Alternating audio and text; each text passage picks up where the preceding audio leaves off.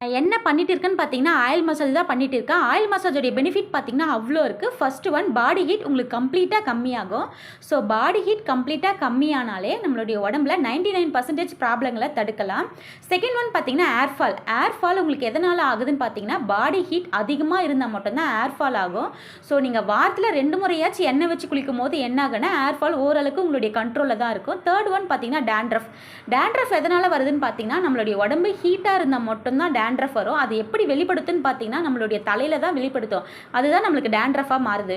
So நீங்கள் வாரத்தில் 2 முறையாச்சும் எண்ணெய் வச்சு குளிச்சிங்கன்னா ஓரளவுக்காச்சும் டேண்ட்ரஃப் உங்களுக்கு வராது. ஸோ இதை நீங்கள் ஃபாலோ பண்ணி என்ன பண்ணுறேன்னு பார்த்தீங்கன்னா, ஒரு பர்டிகுலர் ஹேர் மட்டும் எடுத்து என்னுடைய ஃபிங்கரில் ட்விஸ்ட் பண்ணி கொஞ்சம் ப்ரெஷர் பாயிண்ட் கொடுக்குறேன். ஏன்னு பார்த்தீங்கன்னா, ஒரு சில முடியுடைய வேர்க்கால்கள்லாம் பார்த்தீங்கன்னா அப்படியே இருக்கும், வளராது. ஸோ நம்ம இந்த மாதிரி பண்ணும்போது அது கொஞ்சம் ரிலாக்ஸ் ஆகி கொஞ்சம் ஃப்ரீனஸ் ஆக்கிவிடும். அப்போ என்ன ஆகுனா அந்த முடியெல்லாம் நார்மல் ஹேரோட சேர்த்து வளர ஆரம்பிச்சிடும். நான் என்ன சொல்ல வரேன்னு பார்த்தீங்கன்னா, வீக்லி 1 ஆர் 2 டேஸ் ஆச்சு நீங்கள் தலையில் எண்ணெய் வச்சு குளிக்கும் போது உங்களுக்கு எல்லாமே பர்ஃபெக்டாக சரியாகும்.